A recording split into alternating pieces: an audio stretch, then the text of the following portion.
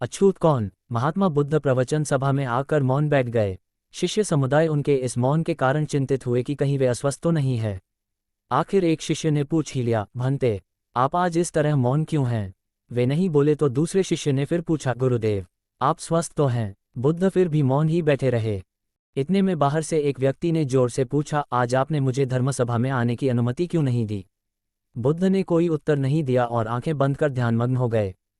वह बाहर खड़ा व्यक्ति और जोर से बोला, मुझे धर्मसभा में क्यों नहीं आने दिया जा रहा है?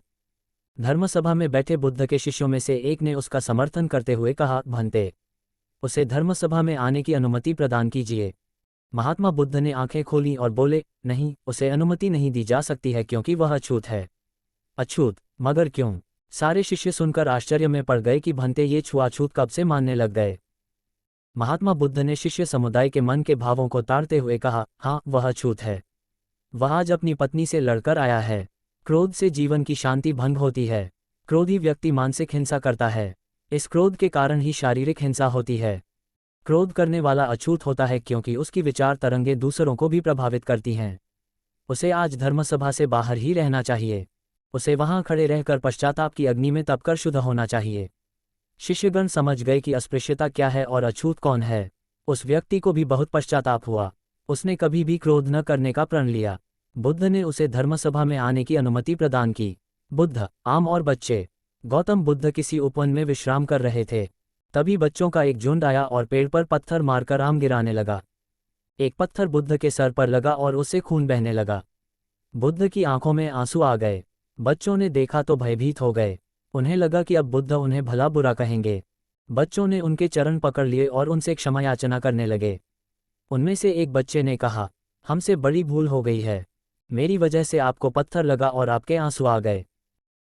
इस पर बुद्ध ने कहा, बच्चों, मैं इसलिए दुखी हूं कि तुमने आम के पेड़ पर पत्थर मारा तो पेड़ ने बदले में तुम्हें मीठे फल दिए, लेकिन मुझे मारने पर मैं तुम्हें सिर्फ भय दे सका। बीता हुआ कल बुद्ध भगवान एक गांव में उपदेश दे रहे थे। उन्होंने कहा कि हर किसी को धरती माता की तरह सहनशील तथा क्षमाशील होना चाहिए। क्रोध ऐसी आग है जिसमें क्रोध करने वाला दूसरों को जलाएगा तथा खुद भी जल जाएगा। सभा में सभी शांति से बुद्ध की वाणी सुन रहे थे, लेकिन वहां स्वभाव से ही अतिक्रोधी एक ऐसा व्यक्ति भी बैठा हुआ था जिसे ये सारी बातें बेतुकी लग रही थी। वह कुछ देर ये सब सुनता रहा, फिर अचानक ही आग बबूला होकर बोलने लगा, तुम पाखंडी हो। बड़ी बड़ी बातें करना यही तुम्हारा काम है। तुम लोगों को भ्रमित कर रहे हो। तुम्हारी ये बातें आज के समय में कोई मायने नहीं रखती। ऐसे कई कटु वचनों सुनकर भी बुद्ध शांत रहे। अपनी बातों से ना तो वह दुखी हुए, ना ही कोई प्रतिक्रिया की। ये देखकर वह व्यक्ति और भी क्रोधित हो गया और उसने बुद्ध के मुंह पर थूक कर वहां से चला गया। अगले दिन जब उस व्यक्ति का क्रोध शांत हुआ तो उसे अपने बुरे व्यवहार के कारण पछतावे की आग में जलने लगा और वह उन्हें ढूंढते हुए उसी स्थान पर पहुंचा, पर बुद्ध कहाँ मिलते। वह तो अपने शिष्यों के साथ पास वाले एक अन्य गांव निकल चुके थे। व्यक्ति ने बुद्ध के बारे में लोगों से पूछा और ढूंढते ढूंढते जहां बुद्ध प्रवचन दे रहे थे वहां पहुंच गया। उन्हें देखते ही वह उनके चरणों में गिर पड़ा और बोला, मुझे क्षमा कीजिए प्रभु। बुद्ध ने पूछा, कौन हो भाई? तुम्हें क्या हुआ है? क्यों क्षमा मांग रहे हो? उसने कहा, क्या आप भूल गए? मैं वही हूं जिसने कल आपके साथ बहुत बुरा व्यवहार किया था। मैं शर्मिंदा हूं। मैं मेरे दुष्ट आचरण की क्षमायाचना करने आया हूं। भगवान बुद्ध ने प्रेमपूर्वक कहा, बीता हुआ कल तो मैं वही छोड़कर आया गया और तुम अभी भी वही अटके हुए हो। तुम्हें अपनी गलती का आभास हो गया, तुमने पश्चाताप कर लिया, तुम निर्मल हो चुके हो। अब तुम आज में प्रवेश करो। बुरी बातें तथा बुरी घटनाएं याद करते रहने से वर्तमान और भविष्य दोनों बिगड़ते जाते हैं। बीते हुए कल के कारण आज को मत बिगाड़ो। उस व्यक्ति का सारा बोझ उतर गया। उसने भगवान बुद्ध के चरणों में पड़कर क्रोध त्याग का तथा क्षमाशीलता का संकल्प लिया। बुद्ध ने उसके मस्तिष्क पर आशीष का हाथ रखा। उस दिन से उसमें परिवर्तन आ गया और उसके जीवन में सत्य, प्रेम व करुणा की धारा बहने लगी। मित्रों, बहुत बार हम भूत में की गई किसी गलती के बारे में सोचकर बार बार दुखी होते और खुद को कोसते हैं। हमें ऐसा कभी नहीं करना चाहिए। गलती का बोध हो जाने पर हमें उसे कभी ना दोहराने का संकल्प लेना चाहिए और एक नई ऊर्जा के साथ वर्तमान को सुदृढ़ बनाना चाहिए, परिश्रम के साथ धैर्य भी। एक बार भगवान बुद्ध अपने अनुयायियों के साथ किसी गांव में उपदेश देने जा रहे थे। उस गांव से पूर्वी मार्ग में उन लोगों को जगह जगह बहुत सारे गड्ढे खुदे हुए मिले। बुद्ध के एक शिष्य ने उन गड्ढों को देखकर जिज्ञासा प्रकट की, आखिर इस तरह गड्ढे का खुदे होने का तात्पर्य क्या है? बुद्ध बोले, पानी की तलाश में किसी व्यक्ति ने इतने गड्ढे खोदे हैं। यदि वह धैर्यपूर्वक एक ही स्थान पर गड्ढा खोदता तो उसे पानी अवश्य मिल जाता। पर वह थोड़ी देर गड्ढा खोदता और पानी न मिलने पर दूसरा गड्ढा खोदना शुरू कर देता। व्यक्ति को परिश्रम करने के साथ धैर्य भी रखना चाहिए। सुख की नींद। एक बार गौतम बुद्ध सिंसवा वन में पर्णशैया पर विराजमान थे कि हस्तकालबक नामक एक शिष्य ने वहां आकर उनसे पूछा, भंते, कल आप सुखपूर्वक सोए ही होंगे? हाँ कुमार, कल मैं सुख की नींद सोया। किंतु भगवन, कल रात तो हिमपात हो रहा था और ठंड भी कड़ाके की थी।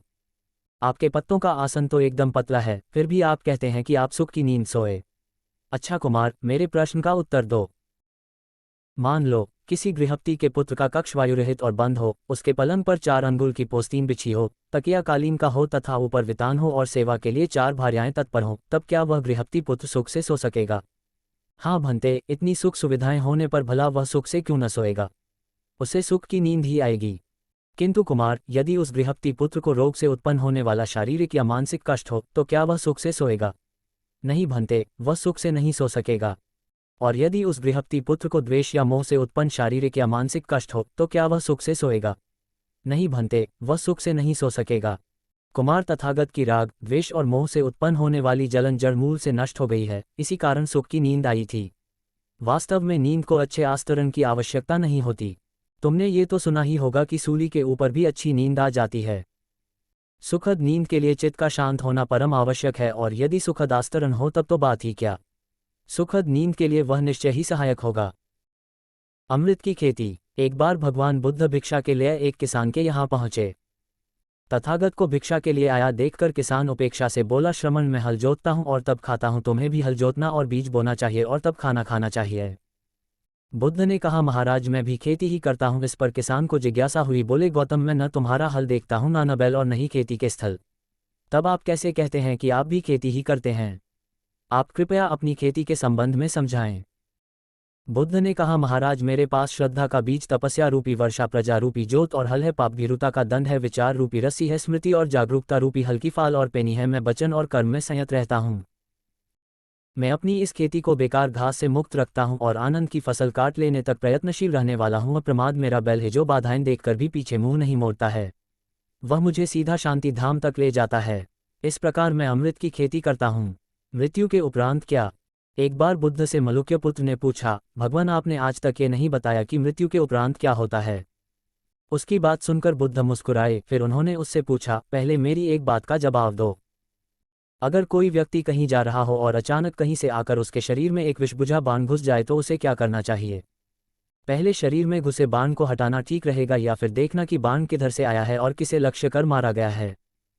मलुक्य पुत्र ने कहा, पहले तो शरीर में घुसे बाण को तुरंत निकालना चाहिए, अन्यथा विष पूरे शरीर में फैल जाएगा।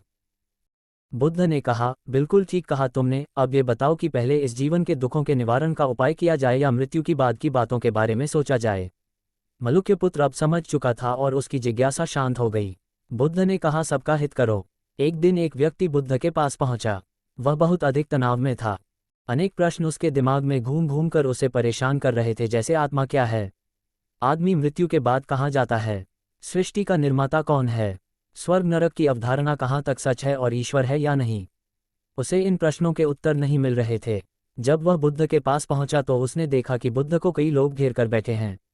बुद्ध उन सभी के प्रश्नों व जिज्ञासाओं का समाधान अत्यंत सहज भाव से कर रहे हैं। काफी देर तक ये क्रम चलता रहा, किंतु बुद्ध धैर्यपूर्वक हर एक को संतुष्ट करते रहे। बेचारा व्यक्ति वहां का हाल देखकर परेशान हो गया। उसने सोचा कि इन्हें दुनियादारी के मामलों में पड़ने से क्या लाभ।